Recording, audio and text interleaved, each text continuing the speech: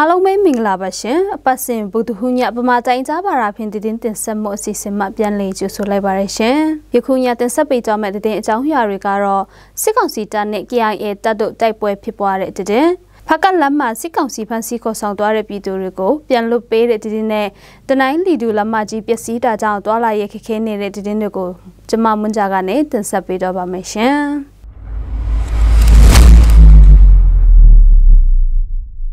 KIA တပ်မဟာ3တိုင်စနစ်ဒေတာမှာလှုပ်ရှားသွားလာနေတဲ့စစ်ကောင်စီတပ်ရဲ့စစ်ကား20ကျော်ကိုဩဂုတ်လ29ရက်နေ့ဒါဆိုင်ကျေးရွာအနီး KIA မှခြုံခိုတိုက်ခတ်ခဲ့ကြောင်းသိရပါတယ်။၎င်းရင်ကြံကပမော်မှခူးလီဒါဆိုင်နဲ့မြို့တစ်တရားကိုဖျက်ကစစ်လက်နက်များနဲ့စားနပ်ရိက္ခာများတင်ဆောင်လာတဲ့စစ်ကုန်တင်ကားများကိုဒါဆိုင်ကျေးရွာအနီးမှာ KIA တိုင်15မှတက်ခတ်ခဲ့ရာတိုက်ပွဲဖြစ်ပွားခဲ့ပါတယ်။ရွှေကုံမြို့နယ်တွင်စစ်ရဲလှုပ်ရှားသွားလာနေတဲ့ခလာရ89တပ်ကို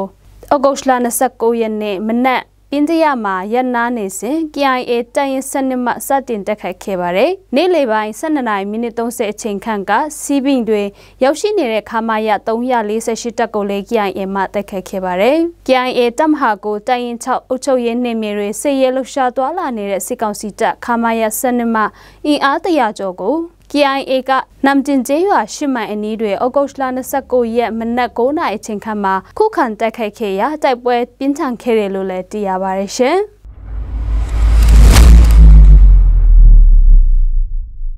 KIA တပ်မဟာ6တိုင်19နှစ်မြေတွေစစ်ကောင်စီတပ်မှကိုနဲ့ပြည်သူစစ်ဖွဲ့များကိုဘန်နွေတောင်တွေဩဂုတ်လ29ရက်နေ့တွင် KIA မှတိုက်ခိုက်ခဲ့တယ်လို့ရှေ့တန်းသတင်းစစ်မြေပြင်မှသိရပါတယ်။ကောင်းမှုရွာမှာစစ်ကြောင်းထိုးလာတဲ့စစ်ကောင်စီတပ်တွေကို KIA မှပန်းနွယ်တောင်ချေတွေအလစ်တိုက်တက်ခတ်ခဲ့တာဖြစ်ကြောင်းသိရပါတယ်။မုံမီစင်လေးရှမ်းမြောက်ဘက်တွေစစ်ကောင်စီကဩဂုတ်လမှစ၍စစ်အင်အားတိုးချဲ့လှုပ်ရှားနေပြီးတိုက်ပွဲဖြစ်ုံတာမကဒေသခံပြည်သူတွေရှိတဲ့ကျေးရွာဘက်ကိုလက်နက်ကြီးပစ်ခတ်တာတွေပြည်သူတွေကိုအပြစ်မဲ့ဖမ်းဆီးနှိပ်စက်တပ်ဖြတ်တာတွေအမျိုးသမီးများကိုအသမပြုကျင့်မှုများလုပ်တာကြောင့်ဒေသခံပြည်သူများကြောက်ရွံ့ပြီးစိုးရိမ်ပူပန်နေရတယ်လို့ဒေသခံများကပြောပါတယ်ရှင်။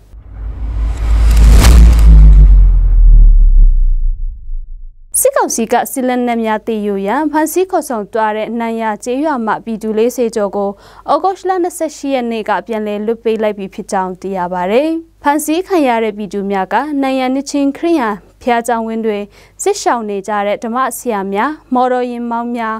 စစ်ပေးသိမ်းရှောင်ပြည်သူများဖြစ်ကြောင်းသိရပါတယ်။စစ်ကောင်စီဘက်မှတိုက်ပွဲဖြစ်ပွားတဲ့အခြေရွာတွေမှာပြည်သူများကိုလူသားတိုင်းအဖြစ်ဖမ်းဆီးနှိပ်စက်ပြီးစစ်ရဲလှုပ်ရှားမှုများရှိတာကြောင့်ပြည်သူများအနေနဲ့တတိရှိစွာတွာလာရန် KIO ဘဟုအထွေထွေအုပ်ချုပ်ရေးဌာနကထုတ်ပြန်ထားတာတွေလည်းရှိပါတယ်ရှင်။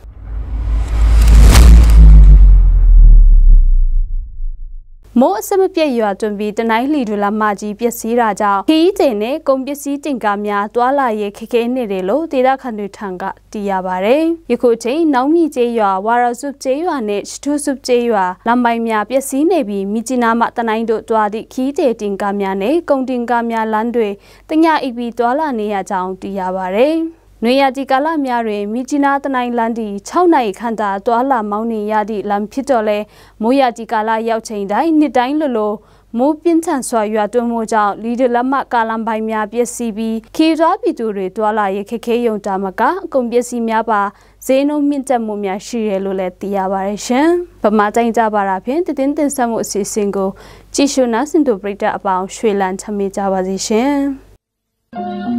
။